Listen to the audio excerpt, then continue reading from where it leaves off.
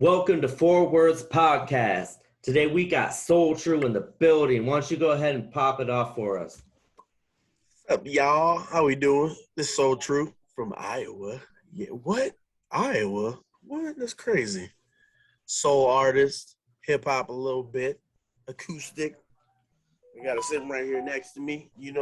Shout out to my homies. That stickers are on here already. That's Hell good. yeah. When did you become Soultru? Ooh, sometime in high school, I believe. So I was like, man, I need a name because I want to perform music when I'm older. I don't want to go under my name, I don't want strangers knowing my name unless I want them to know my name, unless they get on the internet. But I was like, what do I do? Well, I write poetry. I sing from my soul. Ooh, it was like something with soul in it. My true soul. I was like, nah, that doesn't work. That don't ring. Let's flip it around. Soultru. Let's drop the E off because it looks funny. Then bam, all one word. The S is the only thing capitalized for all those people out there trying to book us. Hell yeah. Yeah. Out here stealing my questions because I was going to ask you where Soultru came from. So I guess I'll go into like growing up. What inspired you to do music?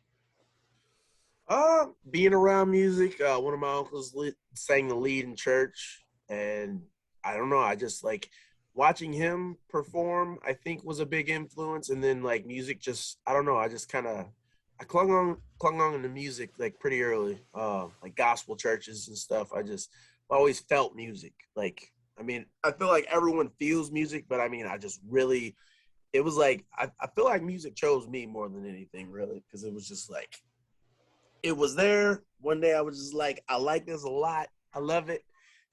We should be best friends, and then we've been best friends ever since. Oh, yeah, okay. Okay, man, I was about to ask you who was your best friend, but I guess it's not me. So this interview, man, okay. So you got a manager or what?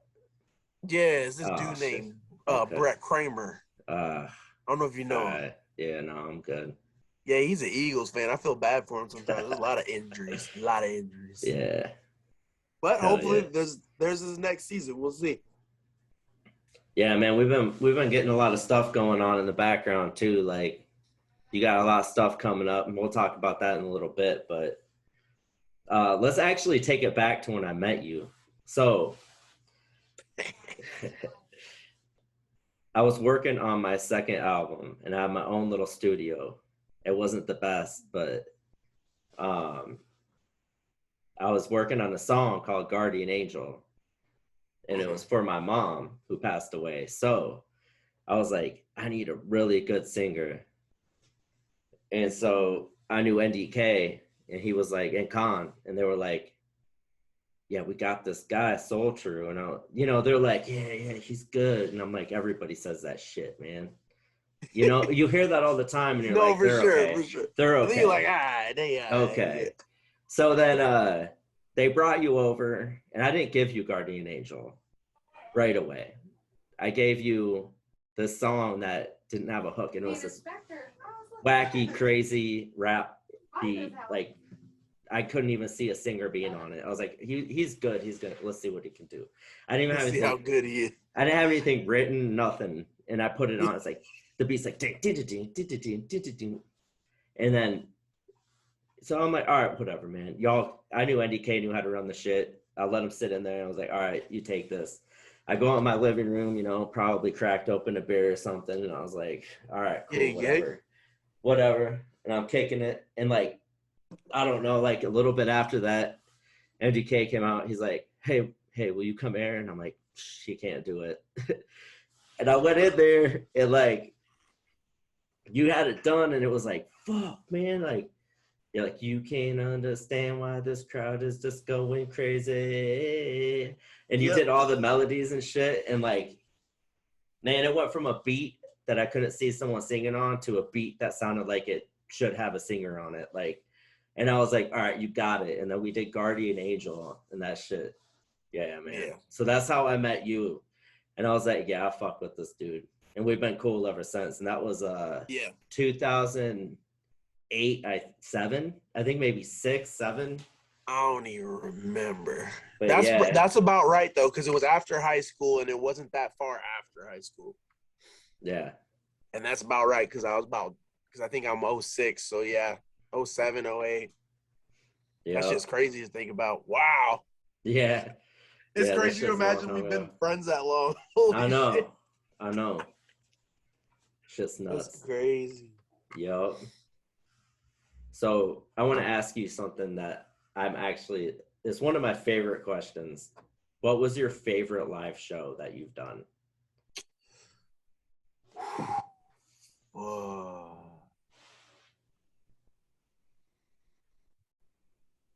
Mm. Man, it's kind of, I feel like, I mean, there's been some that I don't remember at all because I mean, I like to drink my alcohol. Um, Honestly, I don't know, man. Like the Amethyst Kia show was really fun. Like, literally, I think it was. Yeah, I mean, that was hands down our best set as a duo. And I mean, I think it was just the aspect of like it, because it seriously was fun from beginning to end. And I mean, it was a stage that I just felt like we belonged on, and the set was really good. And it just like it was a bucket list right. stage too. And I mean, it's like there's been memorable shows, but I mean that one I think really, I don't know. That one's gonna stick with me for a long time because I mean I didn't cry, but I got very close to Yeah. it. I got very close, and Man, I mean, I had so much fun. I was up for so long though. But like I yeah, I wasn't know. missing it. I wasn't missing it, You were man. falling asleep, like Yeah. your eyes. Like I was Trying to like, do man, you better shots of go to bed. Fireball, like trying to stay awake. And then I gave you that bottle of Creek Water whiskey at the end. Man, I was so happy for you. That was your bucket list, man. And that shit, even the sound check, I was, yeah, this Bro, that like odd that. that sound, man. I mean, that's That like sound. I think one of the dudes said he's been doing sound for like 40 years, maybe longer. I'm just like, I can't That even imagine because I mean, sound. that's the dudes that's been doing that for that long too. Like, Yeah. it's just like one dude's like, yeah, I've done Shine Down like 7 times, and I'm like, what? Yeah. Like, I can't even imagine doing that for a living. Like, just, oh hey, just kicking it with this really big band, no big deal. Like, this is my day job. Yeah. Yeah, that's But yeah, I mean, crazy. outside of that, I don't know, like maybe like one of the Rostock shows. Like I think maybe like the one that I met Chesky at, that was really cool because it was just like it wasn't a huge crowd. Like maybe like I'd say under there was definitely under 50 people. I'd say closer to maybe like 30, including with like all the performers and everything. But I don't know, that show definitely sticks to me because I mean, one, it's Rostock's because it's like probably the venue that I've played the most in my career, and then just like the homie Ero Him book that had me jump on that set. That might have been like one of my first sets there too, like probably first, if not the first show, like maybe like top 3 like of my first shows there. And then like I did my set and like we did like some just like ad lib stuff before the set, like with I think it's Gubble Bum. It's like bubble gum, but the B and the G are switched. I think that was the name of that act. He was just acoustic, but then me and Errol him got up there and just like did some like melodic like messing around or whatever. And like Chesky was watching us and stuff and like very attentive. And then like I did my set, and then like got off the stage and he was like, "Hey man, like that was really cool. I related to that Glass Prison song, this and that." And then he got up there and did his thing, and I was just like blown away because like you could tell this dude had done hundreds of shows, or how many shows he had done at that point. And I mean, you're just like, this dude rocked this stage in front of like 30 people, and it literally was like there was like 100+ people in the room. Like he did it like the room was packed, and you just like the energy. And it's like dude started off with a backing track and then stepped off the side of the stage with his acoustic guitar and like sat in the corner. He's just like, and like literally just had you moving the whole set because he just was killing it, and you're just like, what is going on right now? Like, I've never seen someone do this before. Like, and And it was just like, when those Roz talks vibes are going, man, that place is the best. Like, yeah, the vibes in that I spot are performed amazing. there. Yeah, I performed there. But like the first time I did, like I was like a special guest because it was like Niall that was DJing. Yeah. And he's like, hey man, you can come up and do this shit if you want. And so like everybody, like it was a surprise thing. Everybody didn't know I was going up, so they all started going out, and I started going up, and everyone came back in. They're like, "What the fuck was that?" And I'm like, "Hell yeah!" I just went up there to smash it out of nowhere. Like, didn't even know I was gonna perform either, but I always kept that shit on me, like on my phone. No, yeah, I know. Always had a set with me everywhere I went. And that's genius. That's genius, I love honestly. that shit. I love that but shit. You got to, especially if you're an artist, you might as well, because like you never know when you can do something. Right. It's like, why not? You know what I'm saying? Yeah. Because you never know. Like it's crazy because I was like scrolling on Facebook earlier, and there's like this new, like the John guy I was talking about before we went recording was, like there was a lady, like I didn't even meet her, like, and didn't go to the show, but she like added me on Facebook, and like I like see her post. Well, her daughters, I mean, I don't even, maybe one of them, one or two of them might be like freshmen in high school or something, or if that, like I don't know them, so I can't really tell. But like there's three, I think it's the Bernie sisters, and like I've seen their videos and they're really dope. Like one plays keys. Well, I mean, they probably all play multiple instruments, but in the videos I've seen, like one plays guitar, one bass, one keys, and but anyway, she had ended up like she just posts about her daughters all the time, and they travel as a family or whatever. And like I guess the daughter, she was wearing like Dickies overalls. Well, like I guess one of the Dickies reps was there, and she's like, "Oh, really?" You know, and then like they chatted up and everything, and they were like, "Yeah, we'll send you some free gear or whatever." I'm like, so it's like you never, you know what I'm saying? You never know who's in the crowd of what your show is. And it's like, you know what I'm saying? Like, that was a situation where she just happened to be wearing her favorite stuff, and someone from that company was like, I'm going to send you some stuff. And it's like, that's probably going to end up being something where they'll be sponsored by Dickies at some point, you know? Like, I mean, especially that they're teenagers now. It's like they got their whole lives ahead of them still. So you just like, you never know. It's crazy like that. Right. Yep. Yeah. So back to kind of our journey too. So we used to be, okay, so we used to record at NDKs, and we all did. So we formed the Takeover, and I know you guys got into a little argument, and I kind of like seeked out what happened with everybody. So I mean, it was this little petty shit anyway. So yeah, it was just us all being too young and fucking. Yeah, I mean that shit happens. Yeah, and then but that's kind of how I operate, you know. I'll go make sure I hear everyone's side, and it was so petty. I stayed cool with everybody. Yeah, and yeah, because I don't even remember what it was. I know it was over something about beats. Stupid shit. Yeah. Yeah, it wasn't. And so we stayed cool, and we did do a couple of songs together for like other people's projects, I think. But yeah, we were gonna start that group, the Rip Tees. Remember that? Yep, I do remember that. We actually were messing with Conductor and maybe another producer, but we already had like a few concepts. But you know how life works, you know, kind of go. We might really have to still do that though. Honestly, that'd be dope. That'd be dope as hell. Well, I got people lately asking me to get back on projects, and I'm kind of thinking about busting out the pen again and start doing the shit. But might as well. I mean, probably not really performing, but it'd be fun to just get in the studio again. Yeah, and I mean, because I mean, you can always still release shit, and you never know. Yeah. So then we didn't do that because we both kind of went our own ways, and you were really taking off on. Well, I mean, you were doing like bands, and you were doing a lot of karaoke, but you were doing a lot of solo stuff too. Yeah. I got kind of like destroyed mentally by doing way too much. Like I was traveling all the time, plus working like 50, 60 hours a week at John Deere.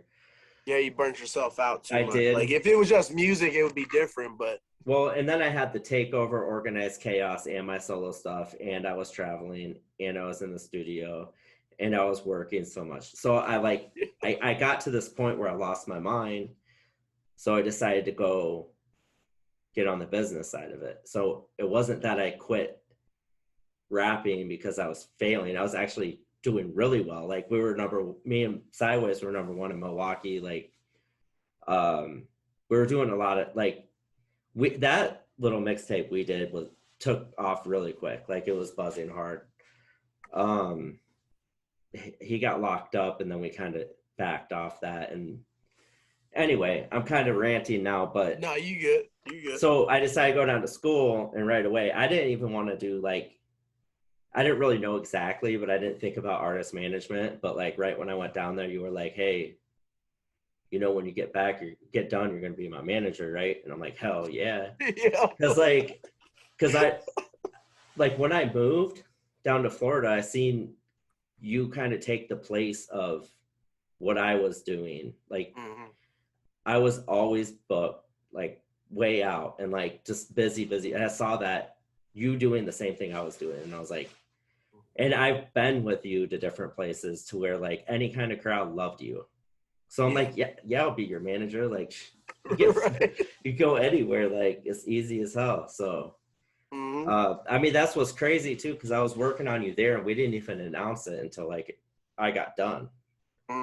So basically I was managing you in a way, cause I was doing all my projects on you.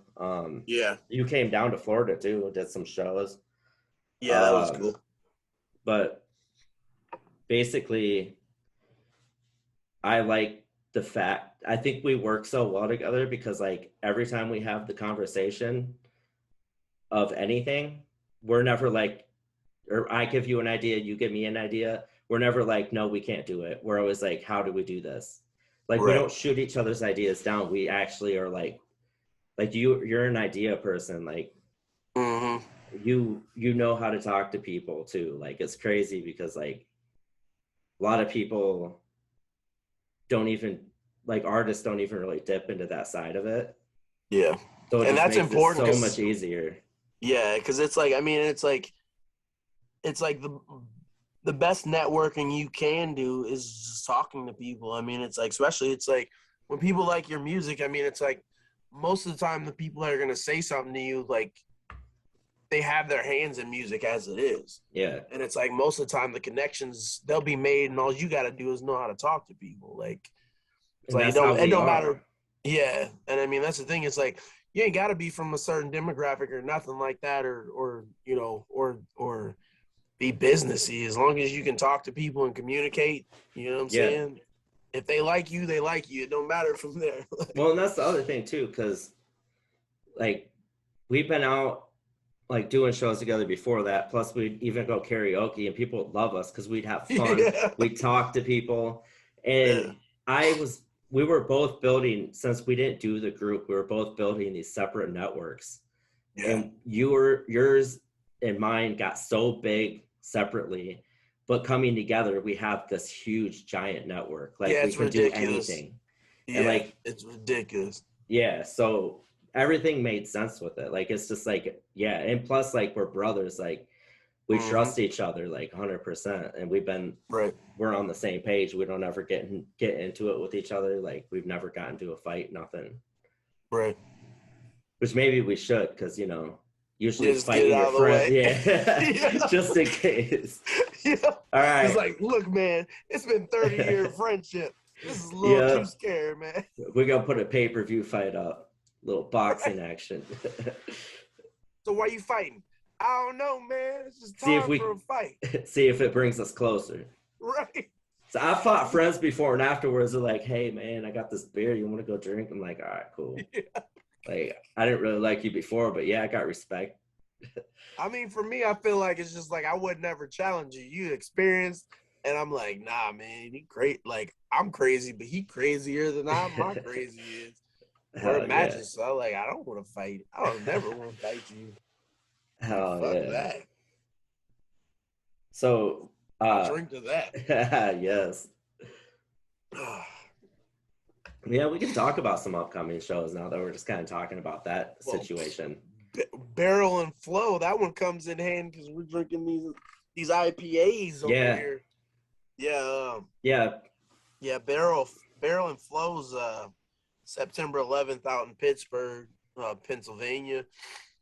It's a festival ran by like a black owned brewer out in Pittsburgh. I was reading up on it, and it was some guy. I can't remember his name off top without looking because I never met him. But he was like the only black brewer at a bigger brewing spot in Pittsburgh, and he decided, he wanted to do his own thing because he was like, there wasn't a black brewer in Pittsburgh at that point. I think is what it was. And then he created a festival, and then started branching out to other black brewers, all over the U.S. and everything.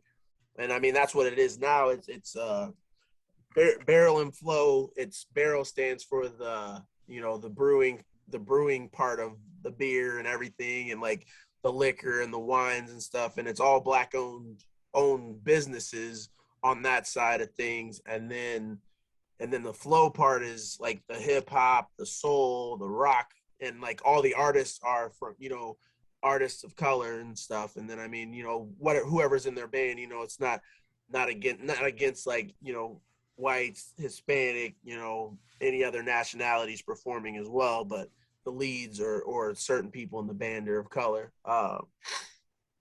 But yeah, came across that by accident, like with something on Twitter, and it was kind of crazy because they pay really well. And like I think Ghost Note is one of the headliners. It's like some collective, like the bassist is a guy that played with Prince, and then like two members are from a band called Snarky Puppy, a bunch of others, like everyone in the band pretty much is like from a bigger band. And then this guy named Benji from Spillage Village, he's from out in Pittsburgh, I believe. So I'm like, oh man, this is crazy. And he's the Benji period, right, at the end. Yeah, I think so. Yeah, I checked him out. I follow him now. I was checking them out, man. There's a good lineup. It's Yeah, going to be yeah, a really good event. yeah, and I mean, and all the sets, I think outside of maybe the headliners, it's only 25 minutes, so it's nice and smooth, like, you know what I'm saying? And it's like, plus, since it's a drinking or beer festival, I'm like, I think we play second too, so it's like, yeah, man, that's perfect because we'll be chilling, stay sober. We'll be making friends. Yeah, exactly. We'll be making friends, and plus, like, I can't wait, man, because we get a network the night before with just the artists and everybody else, man, all the like the brewers and everything. Exactly. We're gonna make some real good connections, man. Yep. That's an exciting one. I can't wait to go out to Portland and Seattle with you. Yeah, that'll be. Yeah, I can't wait either because it's beautiful. I want to meet all of them. I want to meet all those guys too, because they seem cool as hell. Yeah, I'll say we should be able to, because I think Progeny said he'll be out there when we're in Seattle too. So yeah, I want to meet those guys. Yeah, because they're all stupid cool. Like it's crazy too, because like they'll share their stories of like just what they like. Like Rob used to play in a bigger band and stuff too. Like the main guy that we'll probably either stay with or that'll be running one of the shows and everything. And I mean, and then the part of the city where we'll be for one of the shows at least, like it's a really like super artsy part of Seattle, and it's super dope because we went there like one of the last times I went, and like we'll probably walk like one of their bigger venues is like walking distance. It's like 2 blocks away, and like it's just like super super crazy. Like like the one building's got like upstairs and a downstairs venue in the same building, and like I think the one upstairs is like an 800 person venue or whatever, so it's like pretty big. Hell yeah. Yeah, so like it'll be pretty cool to check out, just what all that we will be able to, because we'll be down in Portland for a couple of days and then go up to Seattle for a few. Yeah, and the Lincoln Festival should be fun too, and that's another. I got to give a shout out to the Record Machine, because that's the label you're signed to in Kansas City. And when just for them to know. I know you know, but Yeah, by yeah. the way, by the way, I signed these contracts for you. No, I'm kidding. Yeah, you just didn't know. You didn't You know. didn't know. You weren't there, man. Man, we went down there though for that before COVID, that Kansas City show, man. Yeah, And Nathan, he's cool as hell. Like, I yeah, just love the whole team in general, just everyone we work with, man. yeah. It's insane in the best Um, way. we got a lot more. Yeah, audio Uh, feeds the 4th of September, and that's gonna be sick because like Mers, I think he's done stuff with like Tech Nine and a bunch. I mean, he's a West Coast cat and he's been around for a long time, but he's on that. There's a bunch of other like it's a stacked lineup, honestly.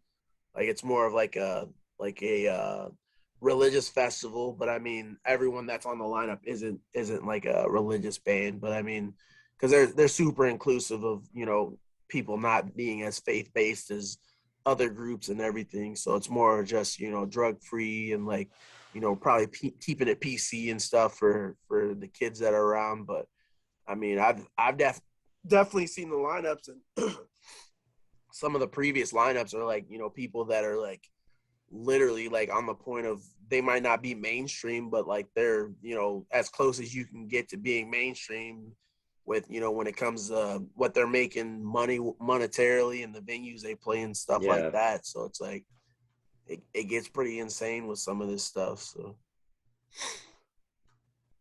definitely. So we're gonna be doing, obviously, as always, we'll keep doing work with NAMI, which is National Alliance of Mental Illness, yep. and much love to them. They've been amazing, and you got to do the anthem at the NAMI walks too, which is pretty cool, even though it was raining that day. But Yeah, I think it held off for a little bit while I sang, and then it just yeah, was like, all right, time to do this. you didn't even know there was like 1,500 people there. It didn't look like Yeah, it. A lot of them were crammed up underneath the shelters and shit. yeah, that's what was funny because it sure as heck did not look like it Yeah, was 1,500 people, and it's like, oh wow, really? yeah, there's a lot. I knew. I Yeah, was looking everywhere. So yeah, I know you did the anthem yesterday too. It's been a lot, man. You've been doing all kinds of stuff. I love it. yeah, So Nami, I know, because I was doing a lot of hunger drives, and when I was bringing something up to you in the past, you said, "Can we do something with mental health awareness?" I hmm, had no clue, like, what the hell that even meant. To right, be 100% on it, what are you like? I didn't get it. yeah, So, not even talking shit. Like, I just didn't understand what that meant, and I'm like, yeah, cool. So I was doing the roast event where I wanted you to perform at, and yeah, I decided to do the mental health awareness with that. So we were at, I'm not going to say what venue. We were at a venue for a NAMI event. That's a whole other story we'll get into next without saying the name right now anyway. right, Uh, anyway, so I went up to the people running it, which ended up being the executive director. And she's like, I love him. I love Soultru. I'm like, yeah, we're doing this, roast and everything. So Angela is yeah, is the executive director, which I became pretty close with. We ended up actually sitting down and talking, and she filled me in on like everything they do and like really educated me on mental health awareness, because I'm not going to put on a benefit without knowing exactly what people are donating to. right, So I actually learned how important it was, like everything with it, and I became really passionate about it. Because I ended up having to talk to people. I talked to people at work that didn't even think of this type of stuff. They were like, "Oh, well, this person's just being this way for whatever," and like, I actually opened like a couple of people's eyes to being yeah, more open-minded to people that act certain ways because they may be going through stuff they don't know about. right, Well, so We ended up doing the show. They're very appreciative. She still loved you Yeah. and wanted you to do the national anthem. Well, it's just kind of turned into a partnership since then, and it's kind of like scratching each other's backs. Like, I'll help them do something, they'll help us. Like, and they've been connecting us, giving us connections all around the state. So we plan to keep doing more and more with them. Right. I if you don't mind, um, do you want to explain why mental health awareness is so important to you? Yeah. Uh, so like growing up, my mom was like she didn't really show signs of like schizoaffective disorder like until like later on in life. Like like she was 28 when she had me, so like her schizophrenia didn't really, I don't know. I mean, it could have been there, and she was just like self-medicating. Maybe I don't really know without like talking to her about it. But like she's schizophrenic and bipolar, and like that was pretty crazy growing up. Just like overall, because she's like it's like schizophrenia and being bipolar at the same time. So it's like her emotions are all over the place. Plus, on top of that, she like hallucinates and like her like her mental like what she sees on a daily basis and like the life like the role that her life plays in the world is completely different than what we see. And like she doesn't like she still doesn't like work a day job at all. Like she's a veteran, and then also gets like help assistance from the government and stuff, just because like her mental health just is at a certain level to where it's like she can't really function out in the normal society as much as even most of us can. But then like it was tough, but I mean it's one of those things. It's like with more information like now, like we didn't have a lot back then, and plus like the adults around me they didn't talk to us about it, just because I mean one, they didn't I don't think they really knew too much about it outside of what doctors were telling them. And then it was just like hard to probably communicate it to us, because it's like we really don't know what it is, so we really can't tell you. But it's like we can say stuff to you, but you might not understand. Plus the same time we were still kids, so it was like like what do you tell a kid? Like they already they they're all, as a family we were super poor, and like like lived on food stamps and stuff. So it was like I'm sure they were just kind of like there's already enough for them to stress about. Like let's not make this a focal point in their lives type thing. But then like recently, like I've always had anxiety like pretty bad, like even when I was younger and stuff. But then like recently I've been like they put me on Celexa for my like anxiety and like depression. Which is like it's kind of weird, because like when I think back, like when the doctor said that, I was like, yeah, I probably am depressed. I just don't like it. I mean, it's like you adjust to what your norm is. So it's like even if you don't seem like you're depressed, it's like doesn't mean you may not be. You know what I'm saying? Like it's just if you've been a certain way for so long, it's just your norm. So it's like even if you do feel like low some days, or whatever the situations are, you're just used to adapting to it, I guess. And I mean, but I mean, it's helped me a lot. Like, I mean, like, cause my anxiety was getting pretty bad to where like, like every, like, I mean, at some, like before I was on the medication for like a month, my mental was just like so off. And I mean, I think it was just a lot of the stress from like, the past few years. And then like COVID happened. I didn't have music as my outlet to just express myself and everything. And then just,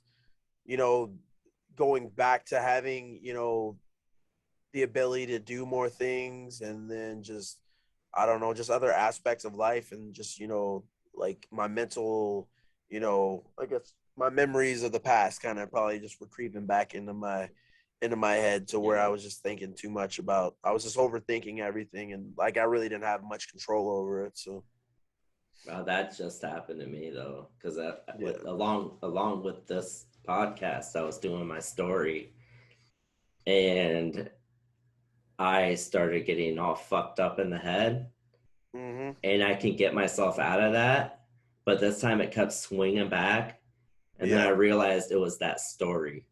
And it was really making me like angry at people I didn't know I was mad at. Like it was fucking me up. And ever since I quit doing it, I've been happy again. It's so crazy, like bringing up all that old stuff. And I was like, all right, you know what? I'm happy now. My people are happy now. I'm gonna just leave it. Right. It sucks because there's people actually watching it and like why haven't you been posting? It's like because it put me into a fucking depression.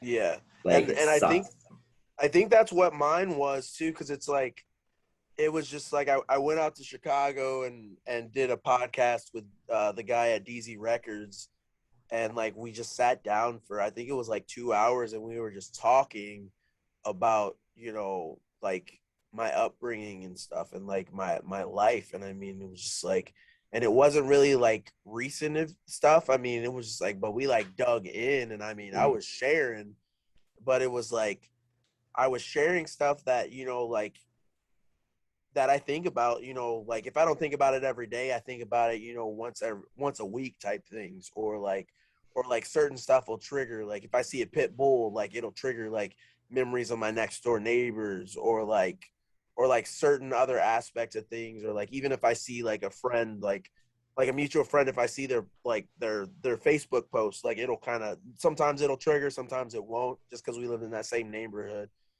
But I mean, that conversation, I think like that's when my anxiety like was like got super bad. Like I drove back from Chicago afterwards, because I stayed in town the night before, and I drove back, and like on the drive I was just thinking, and like at some point, Yeah. like my anxiety was just so high. I think it was just so high after I left, that like my brain was just up here, and it couldn't come down.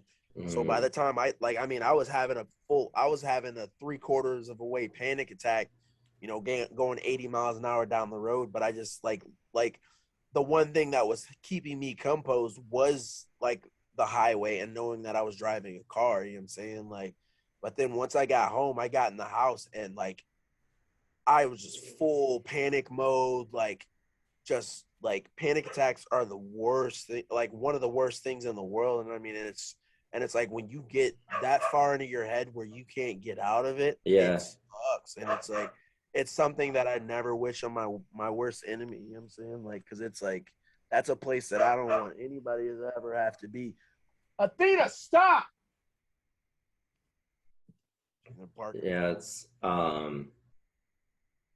it's crazy because we can most of the time we can be comfortable talking about our past. Yeah. Who knows when it's gonna just like hit you the wrong way, you know? And it hasn't really done that, man. But when I really dug, it's just like I had a panic attack too. I was at work and I started shaking. There's more to it than my past. There's other shit going on. And I started shaking really bad, and I started like tearing up, and I didn't know, and like, and then like a couple of managers were like, "You good?" Oh, it gets stressful sometimes. I'm like, no, it's not work. Work's Yeah. fine. I was like, I'm losing my fucking mind right now. And Yeah. as soon as I quit writing that shit, like, and it's not, I'm burying it. It's just that I can't do it anymore. Yeah. But Yeah. yeah, Because it's I hear you. yeah. Because I mean, that's like it's crazy, the triggers that like you have, and you don't even realize you have them. Like, and Mm-hmm. that's the craziest part, because it's like you can unlock something that like you've had, like it's not even buried, it's like it's there, it's not gone anywhere. It's just like certain things just like make it just like a real thing again or something. Like it's just like Yeah. it's like you mentally go back to that place so far into it that it's like your brain's like, I don't want to be here. Like, Right. why are we here, you know, type. I think that's what it really comes down to. And it's like it sucks, because it's like, especially it's like it, like for me it shows that I'm like, man, like I got work to do, you know, for me at least. Like it's like, because I mean, I'm gonna go to therapy at some point, like, because I mean it'll help, you know. Like it's like, because it's like I'd rather not have something that'll trigger me, because it's like, you know, you should be able to write that podcast, you know what I'm saying, without it putting you in that place, you know what I'm saying. Yeah. And it's like It that's what sucks. it started out making me feel really like I was learning a lot about myself. I was learning a Right. lot. Like I thought it was going to be a positive thing. And it at the weirdest moment, it took just a wrong turn. And I Yeah. started being angry at people that I've never been mad at. Like Damn. really mad. Like I was driving home one night with the worst thoughts in my head I've ever had. That And I was sucks. like, I was a mess. And so yeah, I get it. Like mental Yeah. health, like I do encourage anybody to even just look into it. Mental health awareness, like they'll talk to you. They have like all kinds of different classes you can take depending on what you're going through. I've been in relationships prior to knowing any of this where they either went through depression or other mental illness to where like I didn't understand it, and like it was explained to me by Nami that like those turn into yelling matches and get nowhere. You just get louder, and it's really Yeah. hard to know how to handle certain situations like that if you don't know anything about it. Yeah, that's true. I mean, that's what sucked. Because like that's what, like with living with my mom and my brother, that's what it was. Like we didn't communicate at all. Like when we did communicate, it was yelling and fighting. Like I mean, like 9 out of 10 times it never got physical at all. But it's just like Yeah, it was the most unhealthy shit in the world. Like I mean, like I lived with Andrew Davis and his mom for like at least 6 months at one point. Like I mean, I think my senior year living there, either my junior or senior. I think it was my senior year because I was at the library working down there, and I mean that was like the worst thing. But it's like literally had to like went from a 2 minute walk to a half-hour bus ride just to prevent fighting with people that I loved like more than right, anyone in the world. And right. it's like that's when mental health really shows itself because it's just like how can you live with someone that you live with your whole life and like almost borderline hate them, you know what I'm saying? Right. Like and because it was like no matter what no matter what any of us did, like it just we couldn't break through that shit. And it was like the most stressful shit, but it was like also like you're fighting as a family for each other, but you're fighting with each other, and it's just like none of us could like coexist for shit. Hmm. Just because we couldn't communicate is like if we would have been able to communicate and sit down, like if we had practiced sitting down and talking, like things would have been a lot better. But it was like when your form of communication is yelling Yeah. back and forth and cussing each other out, like it really just So it never nothing ever got through to anyone. it's a lot easier said than done. Yeah, exactly, Like it is. it's communication is, I don't know. Yeah, because it's like you have to put an effort to it. Like that's what sucks, and it's like, Right. and it's like if you, because I mean that's still my problem to this day. It's like when there's something I don't want to talk about, I can shut down. Like and I will because it's the easy way. But it's just like the other way. I mean, it's still hard for me because it's like it's hard for me to open up. Some like it's easy to open up, but it's like if it's something like on a very like relationship or like super personal level to where it's like like you almost have to dig into your soul to talk about it to like or like give like like watching your words and like caring about other people's feelings when you like respond. It's like sometimes it's hard because like if you're used to just reacting to stuff, it's like you have to stop yourself from being what you or doing what you naturally do and like adjust. And it's just like sometimes that's really fucking hard to do. Right. Yep. So I would like to talk a little bit about the Quad City music scene. Yeah, yeah, So yeah. One of these days we're gonna go so much more in depth, but we'll we go into some will. depths. Oh, we can go into the whole depth next time. Like we could do a whole thing on it, honestly. Maybe even Oh, for throw another sure. person in here. Uh, Mhm. so it's a whole different um, set of problems these days. There's a lot of problems Back, and it was a lot when I was in Florida that I've seen it more and from more. a distance. Yeah. And I came back and it's not done. So back in the day when I and you as well when we started like really making this into the art form and really trying to get live shows, it was hard because there was just a certain set of people going around fighting at venues, or there's some other issues. So it was a lot of like more on the fighting, violent side, to where that's a whole story in itself. I'm not going to get all the way into it, but I think I talked to her recently on one or two of the other interviews, but it took a lot to build the scene back up for that, for people to stop fighting. And I think overall it was pretty good. We ended up getting some shows, and then like there's kind of a hope, like kind of a mutual thing where people were gonna stop fighting at shows as much so we could actually get shows. So that was that set of problems. So then and it turned out good, and then I ended up moving, and there was a whole new set of problems, which was a lot up until more recently, but it was a lot of like, how do you even say it, harassment, sexual misconduct, and I know a lot of people in the music scene, and a lot of people that attend it, a lot of people that perform them, run them. So I heard from, like, when I moved to Florida, in any other time, but like even from there, if there's any problems, I'm getting contacted by all different kinds of people. People always told me what was going on. So there's all of that. And then more recently, I was about to book a bigger act, and thankfully brought to my attention that there is a lot of like a racist owner. There was like, I don't know if, I looked into it myself a little bit, which is why I'm not even going to like say who it is right now, because I want to see more what it's all about.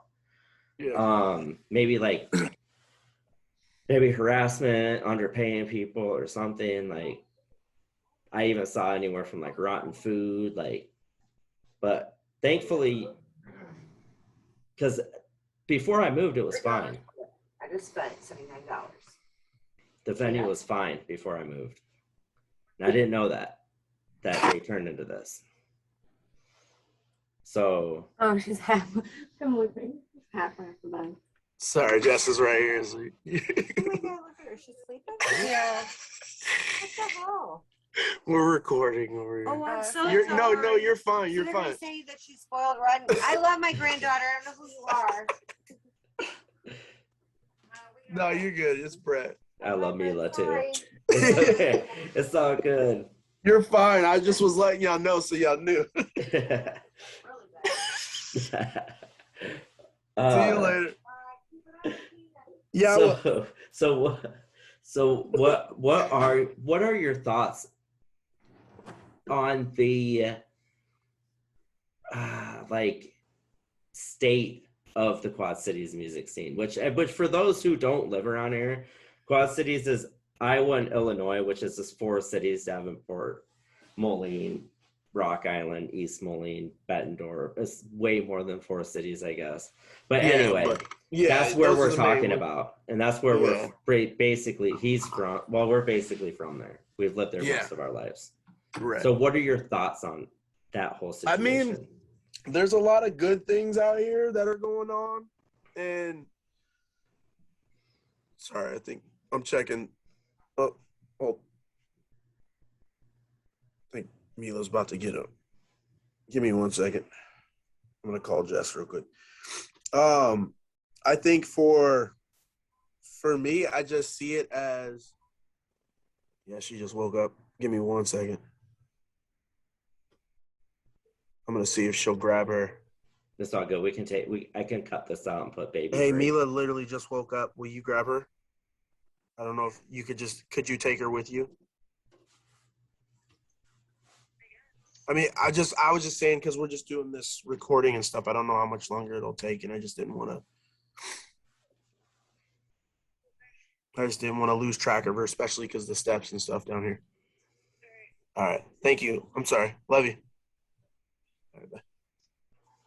Yeah, she can escape through this little hole down here. So All good. I'll just cut this part out. Okay. I'll just put baby break. Okay.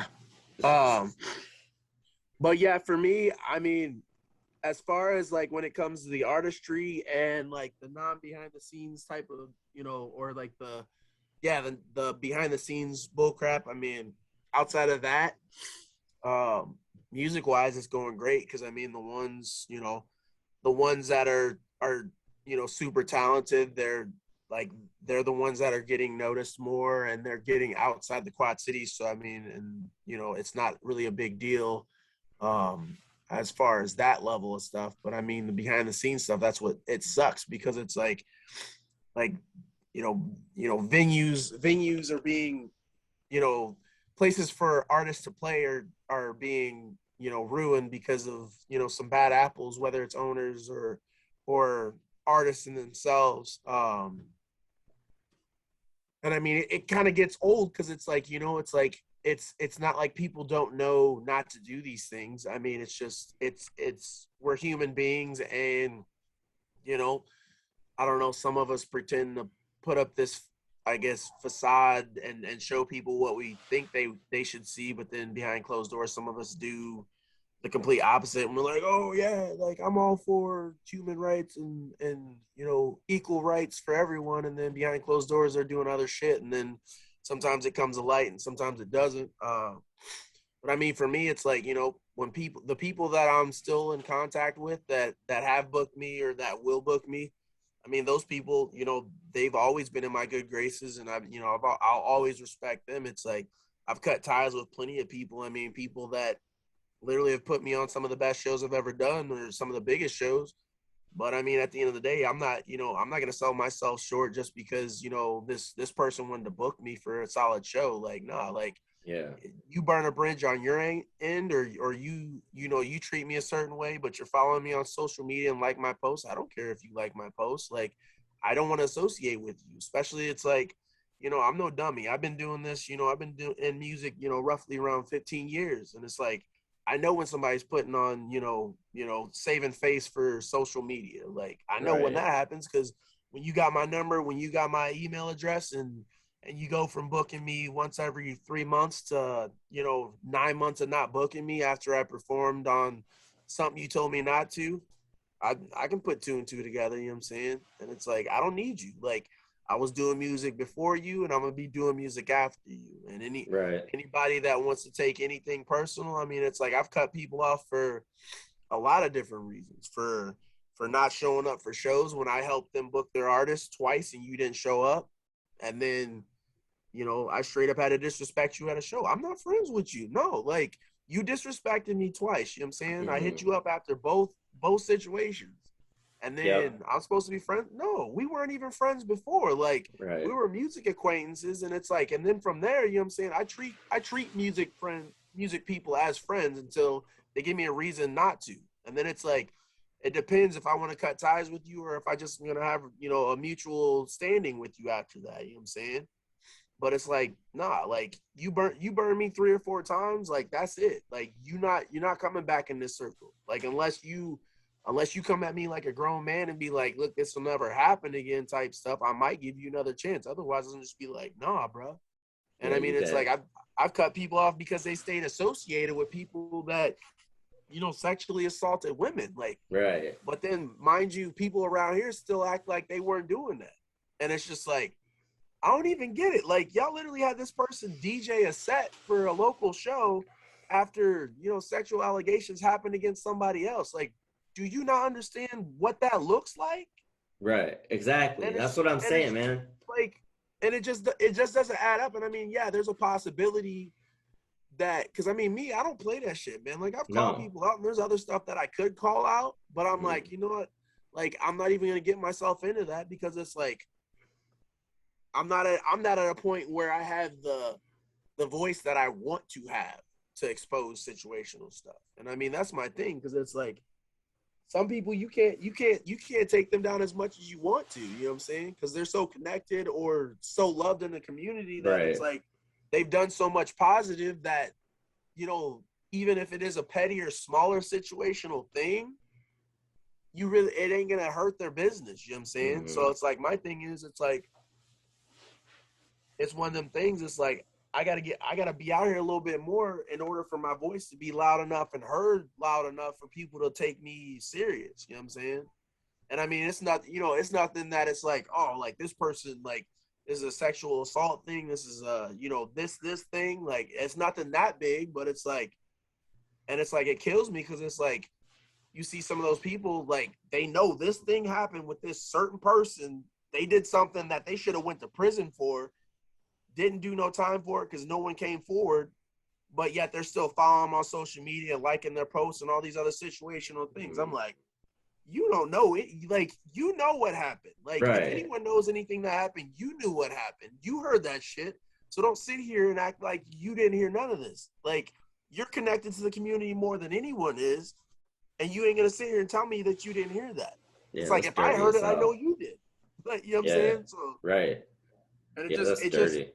it bothers my soul in that situation. You know what I'm saying? Because it's just like, how do you, like, because it's like, you know what I'm saying? It's one thing, because I've had male friends go to prison over, false allegations. You know what I'm saying? So it's like, at that point in time, like, I took the middle ground because I didn't know the other person involved. Two, I didn't know if it was true or not. And it's like, I can't, like, as much as I want to believe every victim. I do. But it's like, at the same time, I have to take it with a grain of salt because I know that there's been false accusations against people that I trusted, Yep. and it came to light. And it's No. just like, I don't want to victimize someone that did nothing wrong and, like, put someone in a major depression if they didn't do anything wrong. And it's like, yeah, it's like, I'm going to feel bad, like, being neutral because I did, because I'm like, I don't know what to believe. Because it's like, one of you is lying. And then it came out that the person that I was showing this mutual respect to, that I saw more than the other person, was the person that did this. Because 20 different allegations come out and you're like, yeah. Yep. and they were lying to you all the time. And then you're just like, bro, I never want to see you again because I might break your jaw. Like, seriously. Right. Yeah. No, Because it's I'm like, 100% with that. Like, I can't stand that shit, man. yeah, and it's like, why, you know what I'm saying? And then it's just like, and it's like, it was a person in music and it was a person connected to a venue. And it's just like, bro, like, you put yourself, like, regardless of you, if you hadn't or had done it, I don't know. It's just like, it just shows how much more evil you are that you did do this, but you stayed connected to that, and it got shut down because you did. And all these people were in your corner and you denied every single one of it, every piece of it. Mm-hmm. But then it comes to the point where literally so many people came forward and not a single story was the same. That's what does it for me. Like, Yeah. it was like not one incident was the exact same. And it's just like, bro, it's like, and it just shows you how mentally messed up people are. And it's like, don't get me wrong, like, there's no excusing it, but it's like, you obviously have issues, you have problems, and you need help, bro. Yeah. It's like, plus it's like, you're lucky you're not sitting in a prison cell, like, for real.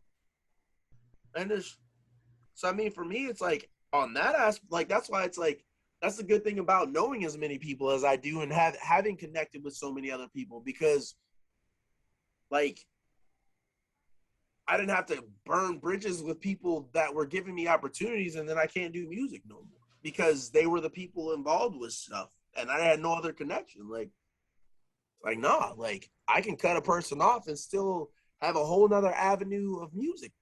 You know what I'm saying? And it's just like, Right. there's no room for all that side bullshit. Like, yeah. I feel like I you, cut people off way quicker these days. mm-hmm. Like, it's like before I'd give people second chances. Now I'm like, if you don't show up, I'm good. Like, Exactly. or if you don't do this, I'm good. I'm fine. Yeah. Like, I'm not doing shit with anybody like that. If they don't show up now for the first time, unless it's something crazy, man. Right. I've even had to do that to, like, a good friend that he's like, man, my baby mama dropped the kid off, like, out of nowhere. I can't come. And I was like, that's cool. And the next show I got him the next weekend, he's like, didn't show up, didn't tell me. And I'm like, hey, he was like good friend, but I'm like, I can't book you anymore, man. Right. You gotta tell me at least, like. But nowadays, I'm like, man, if you don't show up, we're good. I got way too much Yeah. other shit going on to deal with this shit. So Exactly. And I mean that's the thing, because it's like yeah, it's like everything behind the scenes should still be important when it comes to music. But I mean, it's like, if you know what I'm saying, if somebody books you for something, it's like a job, man. right, Like call no show. I mean, it's like you better have a good excuse. And it's like, you know what I'm saying? Like, yeah, it's like, I mean, a lot of times, I mean, especially if I'm running behind or something, like even in my everyday, like if I'm running behind for even just a basic meeting, or like I was supposed to be somewhere that was less important, like 10 minutes prior, like I know I ain't gonna be there on time. Like, hey, like I'm running late, or hey, I gotta back out. Even if it is last minute, but it's like something not as important. You know what I'm saying? Like, I mean, when it comes to a show, like if you're backing out of a show, no, or unless it's like, hey, my my car broke down. Like that's a situation where like you could have been on your way to the show and it's last minute, and it's like, right. or like I'm here, but this situation happened. I gotta go. Like it's Well, communication. just if I book somebody a show, because I know everybody, so if I book them on a show, I'm gonna know a lot of connections at that place. But but the reputation, you can kill off your reputation way quicker than building it. And I've spent years and years and years building this shit. I'm not gonna just book anybody or whatever. But like when I do, like you're going, or I'm not doing this anymore. I can't. I know all these promoters. I can't put someone on their show and just have them flake. Yeah. It takes a lot to put on a show. You set that spot aside for somebody who actually gives a fuck to be there in that spot. Exactly. Don't do that. Like that's it. Like, because I'm hoping and I'm guessing that some of the promoters that I really fuck with do that too, because they know what it takes. Like it takes a lot to really put together a successful show. Like, yeah, you can't have people just flaking out. Yeah, there's levels to the shit, man. Like so many. I mean, we've been working so long and so hard, but like every year we're building on more, we're not announcing with who or whatever, but you got a publishing deal. You got the record deal. And now it's on like more, you were doing tours right before COVID, but like festivals now, we're like festivals. And then pretty much every weekend in September. And then there's one in August, 3 in September, and then I mean next year, now it's a whole nother level. So next year, it's good though. Like, I mean, I'm working too, and like trying to move up at work, so we can do more, have more funding behind everything. Like, I mean, we got like a whole little team going on, like even outside of that. It's been good, man, building up everything. Yeah, because I mean, I'm on the path of, I mean, probably at least one project sometime this fall, and then another probably like February of next year, and then probably all simultaneously working on one for next fall. So that's another thing I want to touch on really quick too. So you also have like a progression in your music to where you're always doing like, you're advancing, but you're doing different things. Like your projects are all different when they come out with like different producers or even different live instruments, which would be yourself, Cadence, and then so you did the one, was it Errol Hem? Is that his name? Yeah. So you did that one, and then I was in Florida. Yeah. I remember hearing the Progeny project you did. Yeah. And I had to just like stop. I was like, hey. No, I remember. Yeah. I was like, dude, what the fuck, man? This is so good. Like I lost my shit, and I was listening to that shit. So then after that, you put out The Truth. That was the next one, right? Like you didn't have anything in between. I don't think you did. Yeah, I don't think so. And then you had the Truth with the record machine. So you did a lot of acoustic and stuff. And even the first single you came out with. Man, that shit was crazy. And then all the live instruments for it. And then when you put out Me and Mine. Yeah. It's crazy that like I can still like it's important for a manager to like actually be into their artist music because it's so much easier to sell and push forward. But like, and I am obviously, but like I heard Me and Mine and like I don't know, I almost get teary-eyed every time I hear it because you talk about your mom and like we had such different experiences with our moms. Like mine was open about her mental illness and knew about it and like, you know, turned to alcohol and drugs and stuff. But like we had a different story with the whole thing. But like just like when things weren't going so easy for me and mine and just stuff like that. Like when you're talking to your mom, it gets me like, you know, it's just crazy how much your music can still move me in whole different ways, you know? Yeah. So, I mean, that's awesome. I can't wait for your next project. I want to say, too, everybody, go follow Soultru on everything. Everything. That there's a coaster, boy. It is. That there's you got other shirts, too. But here's the thing, though. We're going to be making lots of new merch, especially before these festivals. It's gonna be crazy. We ready? Yeah. We're gonna do this shit. Well, we gonna be ready. We are, yeah. Yeah, we're gonna be ready. Just give us a second. Yeah. But yeah, we got some traveling, man. I've been putting in the time off work and we're gonna go hit these cities and sell them. I'll be out there selling merchandise and doing all kinds of shit, man. Man, we're gonna be handing out koozies, bet. Yeah. We're just gonna here. Especially brewers. There's brewers everywhere in Pittsburgh, man. Yeah. All the brewers. We gotta put business card find a way to put business cards in them that they can't fall out. I think I have an idea. I do. I really actually have an idea. We're gonna leave it at that. So I'm not gonna give you guys my idea. I know already. That shit clicked right away. Yep, I was like, we gotta figure that out. No, I got it. I'm not even kidding. Bet. All right. Well, that's how easy that is. See, making moves on the interview. Yeah. I'm not gonna give that shit away though. That's actually pretty genius right there. But koozies at a Barrel and Flow, man. Yep. Come on, man. Coasters, give them to the breweries. They can go put them, you know, we got this. Already saying too much, y'all. Yep. You want my advice? It's $100 a package. Yeah. I'll give you 1 page of advice. Per hundo. I think that's pretty much it. Probably.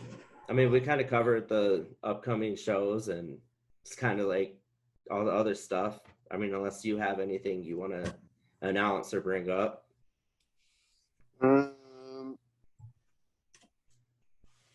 Not off top. All good. I don't think so. All good, man. It was fun. Thank you for coming on.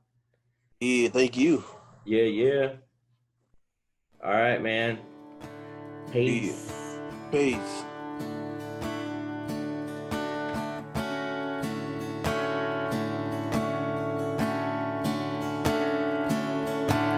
I can barely speak, 'cause the way I feel right now is tearing me apart. And I can't hold back the tears from falling down my face.